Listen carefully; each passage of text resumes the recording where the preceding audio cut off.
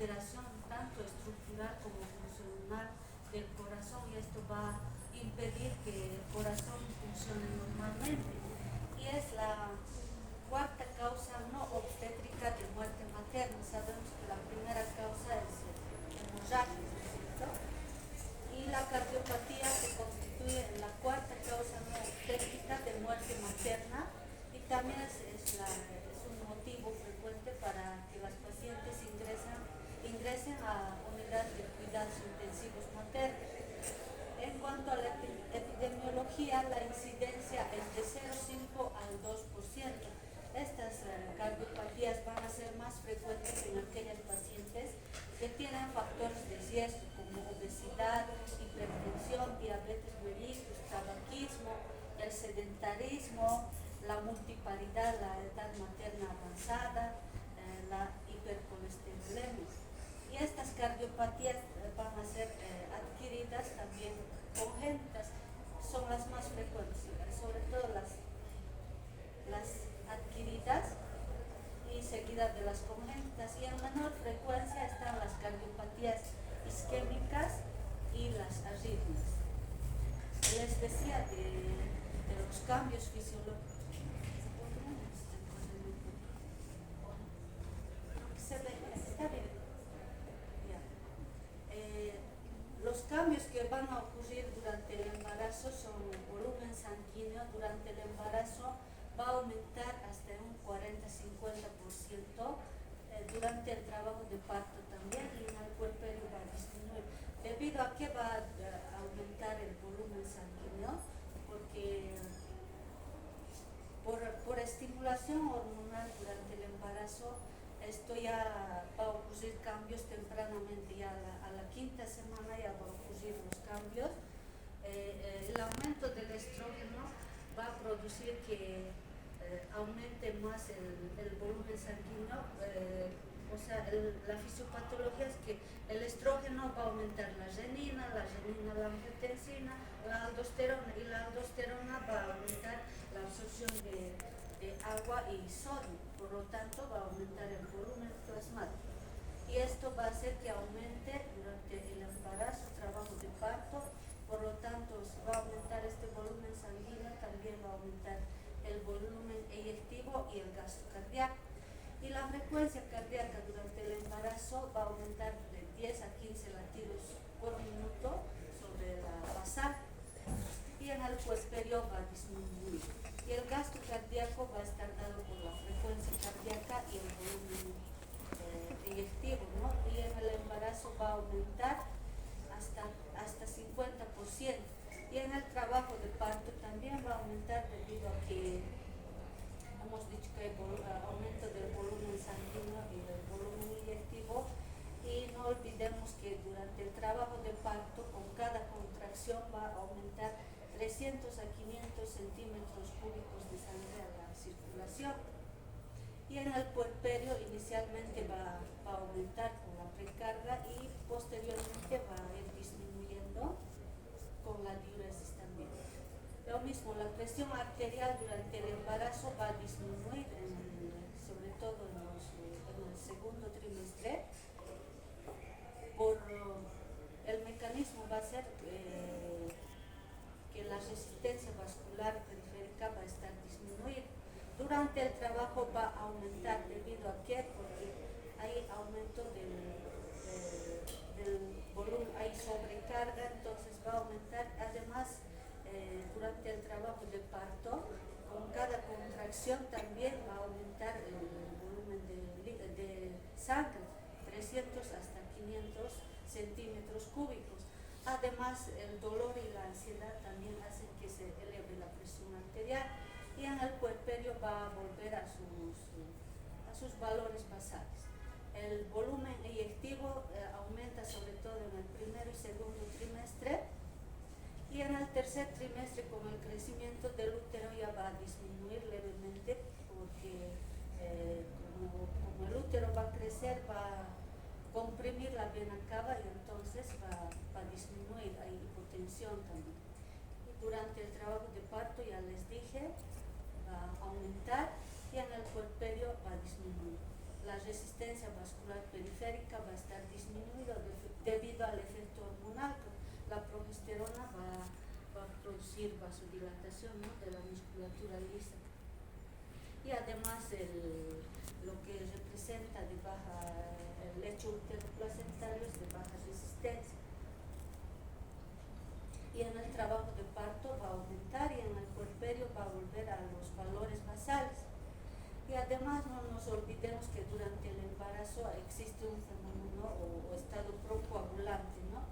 Esto debido a que la densidad va a aumentar la densidad plasmática, va a aumentar los factores de coagulación como son el 2, el 7, el 8, el 9, el 10, va a estar aumentando los niveles de fibrinógeno y además va a disminuir la actividad fibrinolítica del plasma, ¿no es cierto?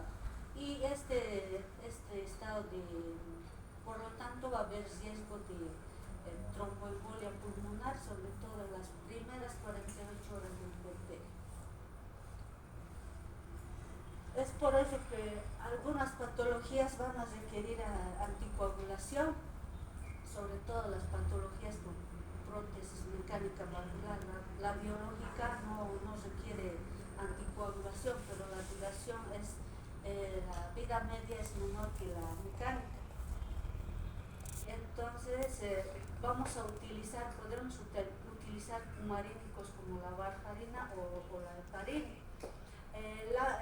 Los cumarínicos tienen un mejor efecto anticoagulante, pero sin embargo tiene efectos adversos para el feto o el embrión, sobre todo en la etapa de embriogénesis, que sería de 6 a 12 semanas. Y en el segundo o tercer trimestre puede causar alteraciones neurológicas como convulsiones, hidrocefalia en el feto. Y durante el parto puede causar hemorragias. En caso de que hubiera hemorragia profusa, no hemos podido quitar los anticoagulantes antes del parto, el antídoto para estos casos es la vitamina K. Y la heparina, por su alto peso molecular, no va a atravesar la placenta, pero su efecto anticoagulante es menor que los cumarínicos, pero sin embargo es más seguro para el feto. Se utiliza en patologías donde hay riesgo de trombosis, tromboembolismo pulmonar, como son las prótesis mecánicas, antecedentes de tromboembolismo pulmonar. Y en la anticoagulación se recomienda también utilizar dosis bajas de aspirina, o sea, ácido acetil salicílico, de 80 a 100 miligramos diarios. Estos anticoagulantes, tanto cumarínicos como heparina, se debe suspender antes del parto. Y una vez que se produce el parto, se debe restablecer después del parto a las 6 horas y a las 12 horas después de una cesárea. ¿Cuáles son los síntomas y signos cardiovasculares? Normalmente estos cambios hemodinámicos hacen que la paciente presente síntomas que incluso nos pueden confundir una cardiopatía, ¿no? O sea, podemos decir, normalmente presenta esta sintomatología, pero pueden hacernos sospechar incluso cardiopatías si van a ser acentuadas. Estas sintomatologías son disnea, fatigabilidad, edema en miembros inferiores, ingurgitación tubular, palpitaciones, soplos sistólicos, tercer ruido cardíaco debido al aumento del volumen. Y en una cardiopatía esta sintomatología va a acentuarse más y vamos a presentar signos y síntomas. Entre los síntomas que va a presentar la mujer embarazada son disnea progresiva, disnea paroxística nocturna, ortopnea, tos nocturna, hemoptisis, síncope, angina de pecho. Dentro de los signos vamos a encontrar cianosis, porque va a haber cardiopatías donde va a haber shunts de derecha a izquierda, va a haber dedos en palillo de tambor, la ingurgitación yugular va a ser persistente, va a haber soplos sistólicos más acentuados, soplos diastólicos, podemos ver cardiomegalia, arritmias persistentes, signos de hipertensión pulmonar. ¿Y qué es lo que, aparte de la clínica, lo que nos sirve para el diagnóstico de cardiopatía son el electrocardiograma, donde nos va a mostrar desviación hacia la izquierda por la horizontalización del corazón. Entonces vamos a poder ver si hay arritmias también a través del electrocardiograma. Otro instrumento y otro método diagnóstico importante es la ecocardiografía, que nos va a mostrar no solo las alteraciones estructurales, también funcionales. Otro estudio que nos puede servir es el cateterismo cardíaco, tomografía computarizada, resonancia magnética. Y la NIA, o sea, la New York Heart Association, clasifica de acuerdo al compromiso fetal a las cardiopatías como clase 1, clase 2, clase 3, clase 4. La clase 1 es asintomático y su mortalidad es muy bajita, de 0,1%.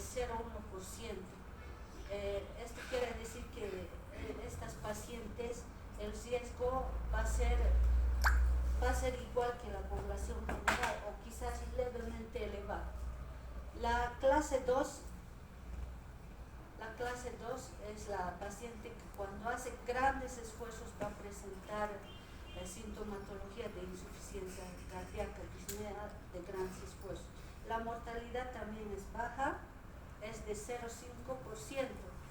Y la clase 3 ya es la paciente con cualquier actividad habitual que haga va a presentar síntomas de insuficiencia cardíaca, fatigabilidad,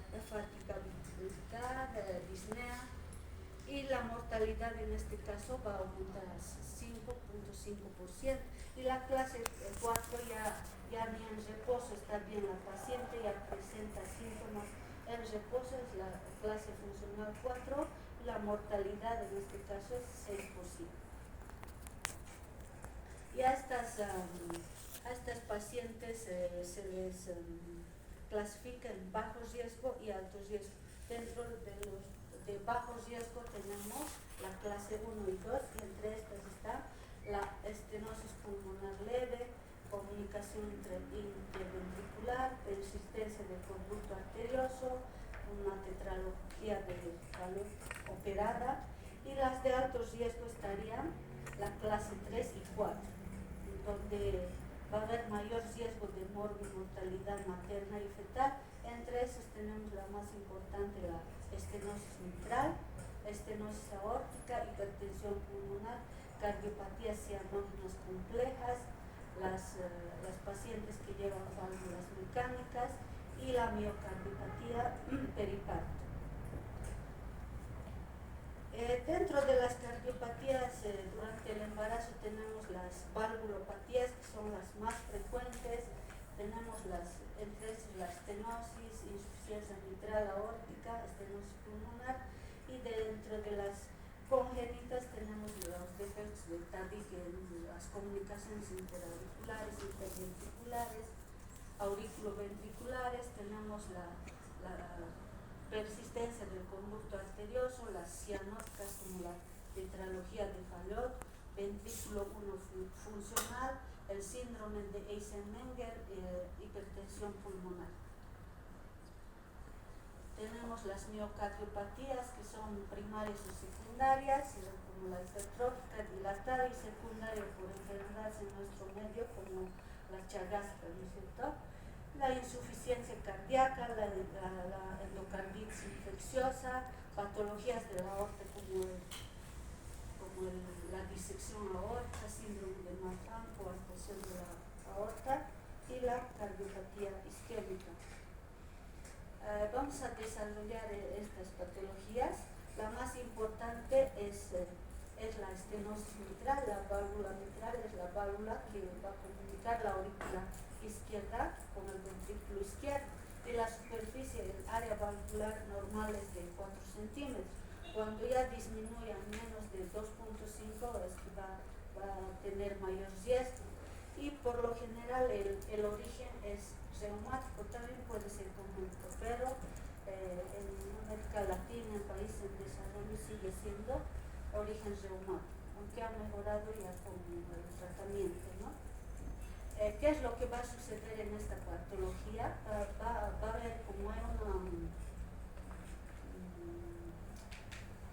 una estenosis, un estrechamiento de esta válvula, va a impedir la circulación de la aurícula izquierda hacia el ventrículo izquierdo, por lo tanto va a aumentar la presión en la aurícula izquierda, la presión en los vasos pulmonares y por lo tanto nos va a causar un edema agudo de pulmón. ¿Y cómo vamos a reconocer este edema? Por disnea, edema, fatiga, hemoptisis. Y también la hipertensión pulmonar, aparte de causar edema de pulmón, nos puede causar un fláter auricular o fibrilación auricular que va a dar origen a embolias cerebrales. ¿Y cómo va a ser el manejo? Va a estar dada para... Bueno, hay que enfocarse en controlar la frecuencia cardíaca, hay que reducir el volumen circulante a través de diuréticos, dieta hiposódica, beta bloqueadores, hay que indicar reposo a la paciente o en casos necesarios valvuloplastía, evitar la sobrecarga de líquidos y se recomienda, como el trabajo de parto va a implicar mayor esfuerzo, entonces hay que indicar analgesia epidural a la paciente, no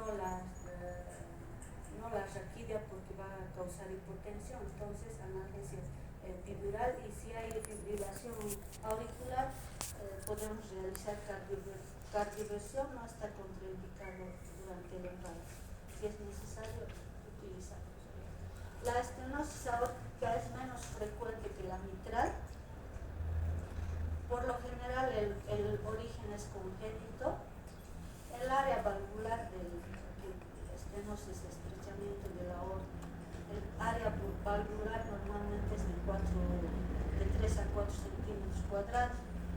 Cuando disminuye esto, entonces, sobre todo cuando es menos de 1 centímetro, es más peligroso para la paciente. ¿Qué es lo que va a suceder? Va a existir sobrecarga de la presión en el ventrículo izquierdo, por lo tanto, esto no va a permitir el pasaje normal de sangre hacia la aorta, va a ocurrir hipertrofia ventricular izquierda. ¿Y cómo vamos a reconocer? La paciente va a presentar angina, síncope, insuficiencia cardíaca e incluso muerte súbita, si la estenosis es marcada. Por lo general, estas pacientes con estenosis leves a moderadas toleran bien el embarazo. Si no hay mucha sintomatología, el tratamiento simplemente es observación. Pero si las pacientes ya presentan síntomas, entonces hay que iniciar el tratamiento, limitando la actividad física, haciendo tratamiento de las infecciones, y las valvuloplastías pueden en muchos casos salvar la vida de la paciente. Otra patología que tenemos son las cardiopatías congénitas. Entre estos tenemos defectos del tabique, como la comunicación interauricular. Por lo general, estas patologías son asintomáticas hasta la cuarta década de la vida. Cuando hay estos defectos de comunicación, entonces puede existir cortocircuitos de derecha a izquierda, y esto nos va a causar embolias paradójicas, quiere decir que se va a producir un émbolo en las venas, a nivel de las venas pulmonares, y estos van a ir a causar a nivel cerebral las embolias. Está indicado en estos casos utilizar antiplaquetarios, heparina profiláctica. Otra patología, otro defecto del tabique es la comunicación interventricular. Esta alteración por lo general cierra durante la infancia. Esto va a producir shunts de izquierda a derecha. Por lo general son bien tolerados por la paciente. En muchos casos el defecto puede ser tan grande que puede causar hipertensión pulmonar y el shunt puede invertirse o puede ser de derecha a izquierda o izquierda a derecha, causando hipertensión pulmonar marcada. Y por lo tanto la mortalidad, si se acompaña de esto, va a ser alta. En estos casos no se aconseja el embarazo. Otra patología es la persistencia del conducto arterioso. ¿Qué es el conducto arterioso? Es un conducto que durante la vida fetal va a llevar sangre oxigenada de la aorta a los pulmones. ¿Y qué es lo que pasa? Apenas nace el bebé, este conducto se va a cerrar, pero en muchos casos puede persistir. Entonces va a causar cortocircuitos de izquierda a derecha, o sea, la sangre puede retornar de la pulmonar a la aorta, va a causar hipertensión pulmonar. En estos casos hay que evitar la hipotensión materna porque puede causar un colapso de riñón madre, y si es necesario hay que hacer la corrección quirúrgica, pero por lo general ya se corrigen durante la infancia estas patologías, la mayoría de las cardiopatías congénitas. Ahora hablamos de las cardiopatías cianóticas. Estas cardiopatías cianóticas, sabemos que normalmente la sangre que tiene poco oxígeno va a llegar a la aurícula derecha a través de las venas cavas, y de la aurícula derecha va a ir al ventrículo derecho. Del ventrículo, por las arterias pulmonares, van a ir a los pulmones para cargarse de oxígeno y van a retornar por las venas pulmonares a la aurícula izquierda, de la aurícula izquierda al ventrículo izquierdo, o sea, va a traer sangre oxigenada y el ventrículo izquierdo va a impulsar a través de la aorta. Pero ¿qué es lo que va a pasar en estas cardiopatías cianóticas? Va a haber comunicación, o sea que va a existir sangre desoxigenada, digamos, que va a pasar al lado izquierdo, y eso es la que va a causar la cianosis. Tenemos el caso más frecuente, que es la tetralogía de Fallot, que consiste en una comunicación interventricular,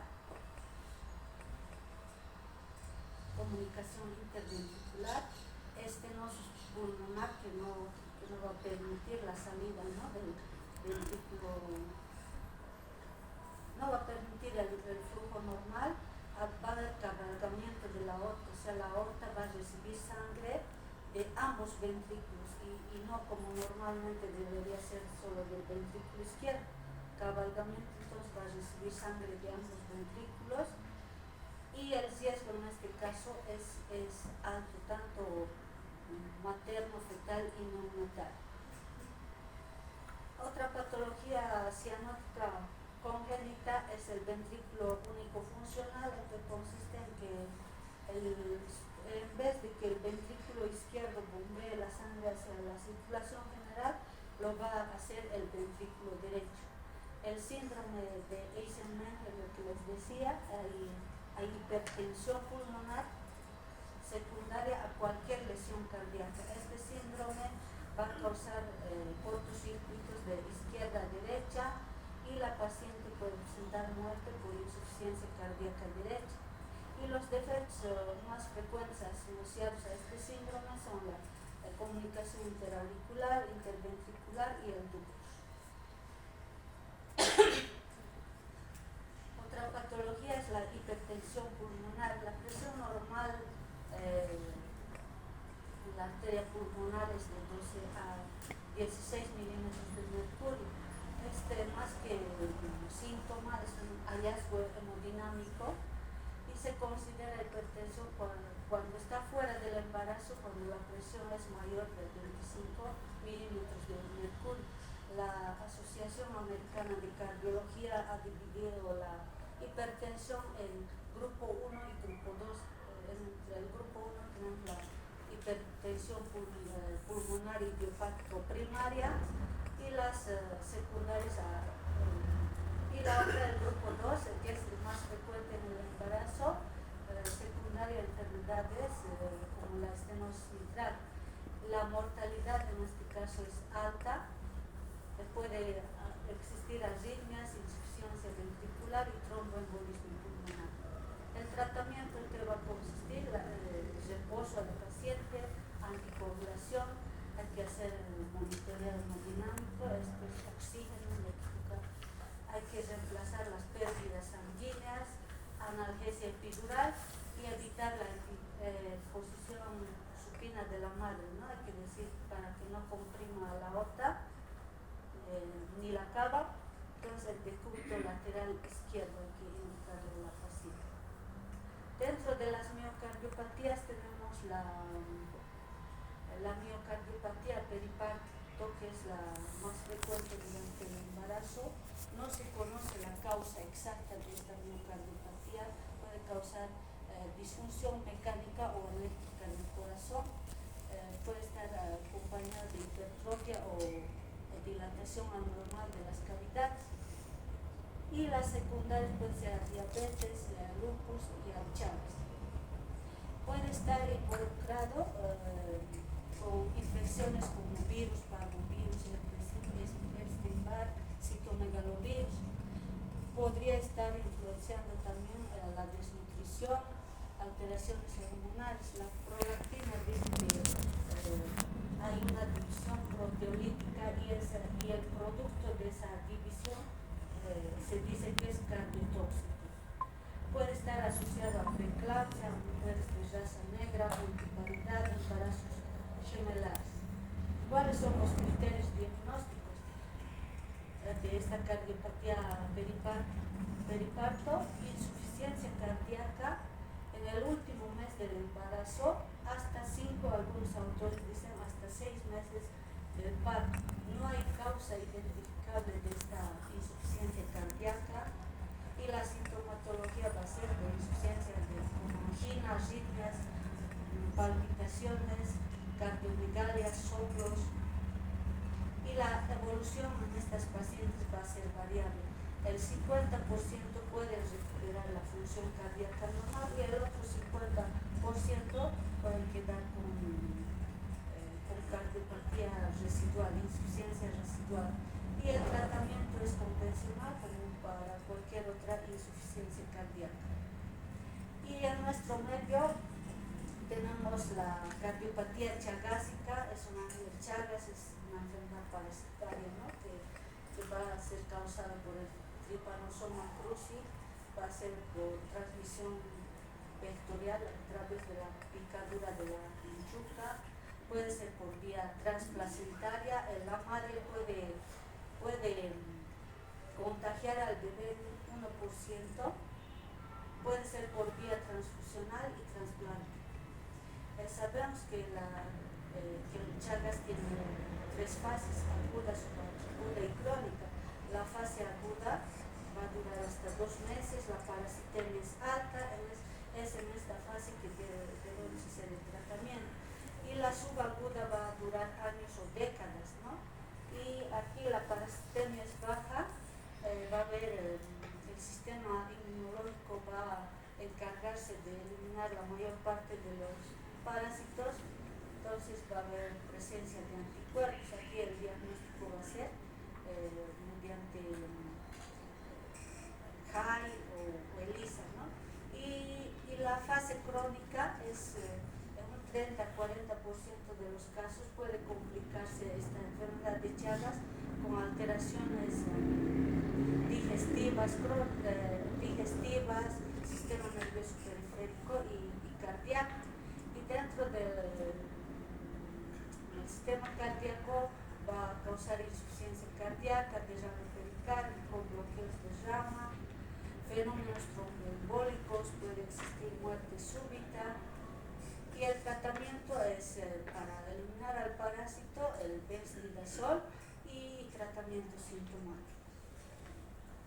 Y en el bebé es importante resaltar, ¿no? Cuando ocurre la infección congénita, el tratamiento es 100% efectivo. definitivo en el niño. Y la insuficiencia cardíaca puede estar causada por cualquier causa subyacente. Esta insuficiencia cardíaca puede tener inicio progresivo o puede manifestarse con edema agudo de pulmón. ¿Cómo nos vamos a dar cuenta si hay edema? Cuando vamos a ocultar estertores en las bases pulmonares, va a presentar tos nocturna, disnea, hemoptisis, taquicardia, taquipnea. Y el tratamiento va a ser diuréticos. Podemos utilizar hidralazina para la hipertensión, como vasodilatador, heparina para anticoagular. Y la endocarditis bacteriana es muy raro en la paciente embarazada, pero cuando se diagnostica su manejo es muy complicado porque requiere tratamiento antibióticos endovenosos durante 2 a 4 semanas. ¿Ya? Cuando hay daño a nivel de las válvulas cardíacas, también va a afectar al endotelio cardíaco, produciendo vegetaciones, ¿no? Vegetaciones valvulares.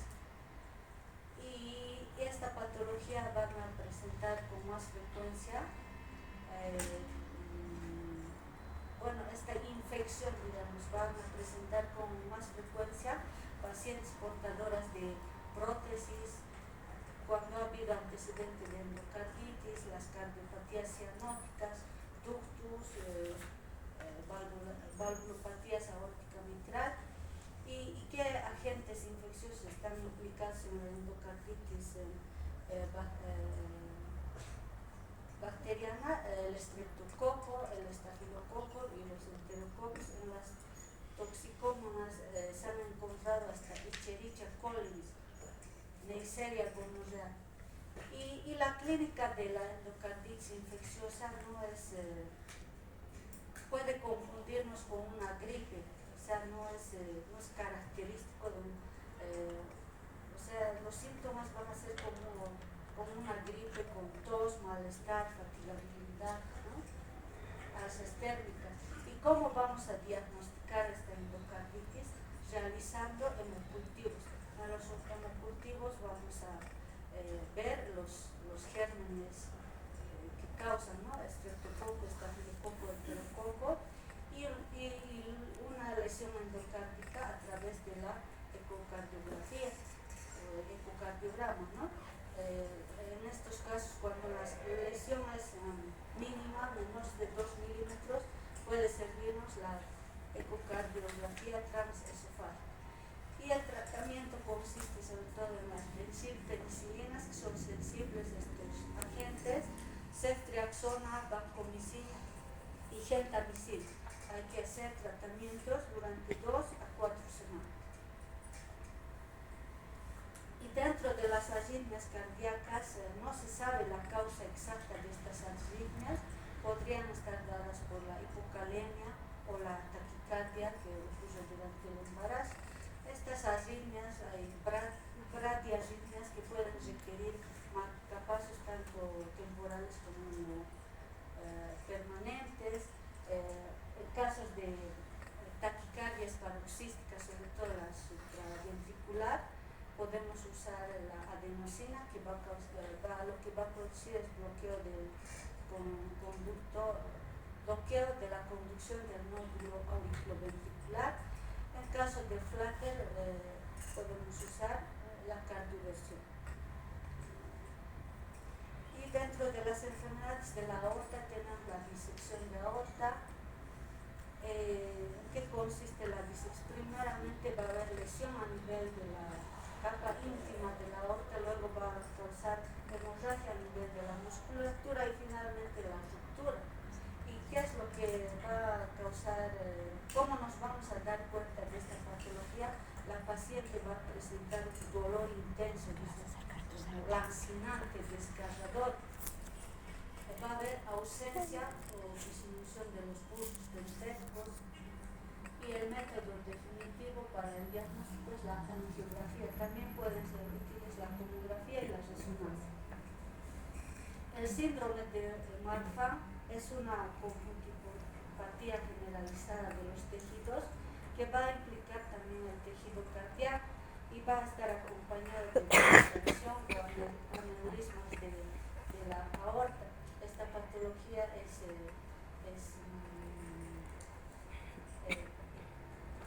tiene el riesgo alto de mortalidad sobre todo cuando la dilatación es mayor a 4 centímetros. No podemos someterle a la paciente a trabajo de parto, entonces hay que hacer cesárea electiva, podrían servir los beta bloqueadores.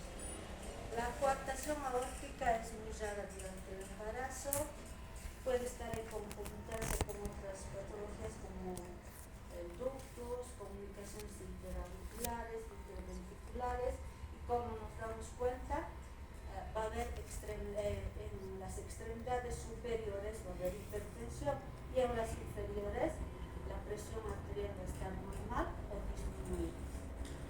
¿Qué complicaciones nos va a dar la coartación? Complicaciones como insuficiencia cardíaca, ruptura aórtica, aneurismas, endocarditis y alteraciones de desarrollo fetal. Y dentro de las cardiopatías isquémicas, el infarto de miocardio durante el embarazo es una complicación rara.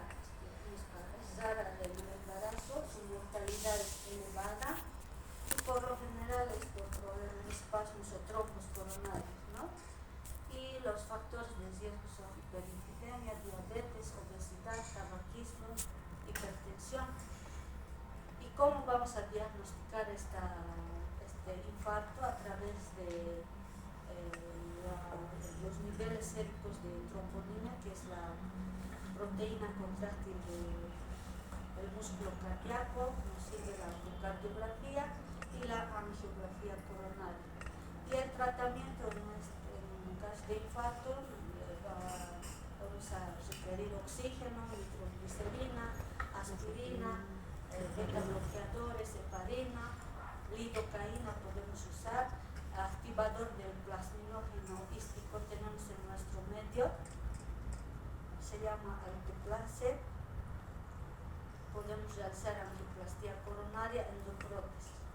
Bueno, el cardiólogo es el que va a realizar. Y los fármacos usados comúnmente en la cardiopata embarazada, aquí están marcados con rojo, amiodarona, inhibidores de la enzima convertidora de angiotensina, como el enalapril, lisinopril, nitrogluciato de sodio y cumarínicos debemos evitar porque causan efectos adversos en el feto, restricción de crecimiento intrauterino, prematuridad sobre todo, el nitrogluciato de sodio, intoxicación por tiocianato, los cumarínicos hemos dicho que es en la etapa causa de embriopatías. Y entonces estos medicamentos debemos evitar en lo posible en el embarazo. Los cumarínicos solo en casos muy necesarios podemos usar y siempre hay que hablar eso con la paciente sobre los riesgos de usar los cumarínicos. Y las recomendaciones generales a la paciente embarazada: es importante una consulta preconcepcional para ver, ¿no?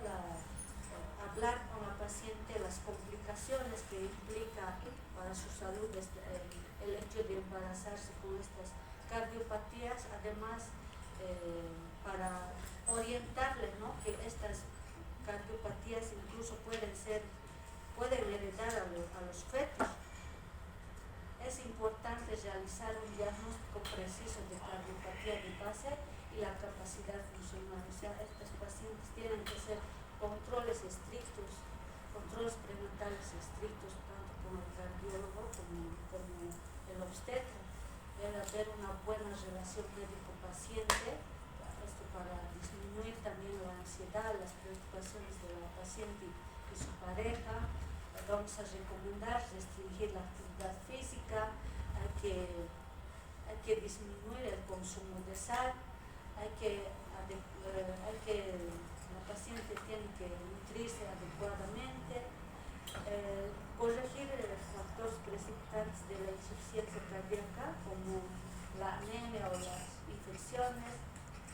Hay que hacer una evaluación periódica del feto, ¿no? Ver el crecimiento fetal, el perfil biofísico fetal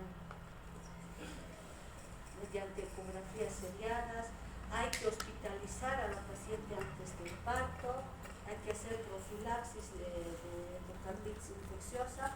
Recomienda hacer profilaxis con 2 gramos de ampicilina intravenosa por lo menos media hora a 1 hora antes de la cesárea, ¿ya?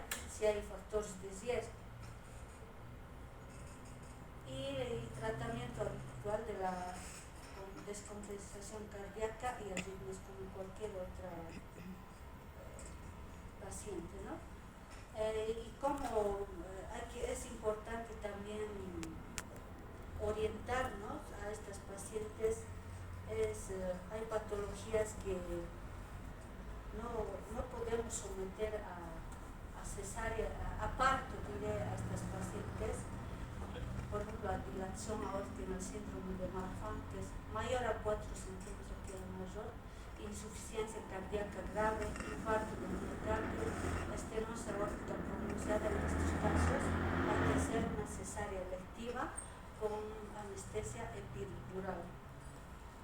Y cuando son clases funcionales 3 y 4, ¿no? Y las clases funcionales 1 y 2 se recomienda el parto vaginal con analgesia epidural. No hay que esperar el inicio espontáneo del trabajo de parto en los casos de cuando son leves las patologías, la sintomatología.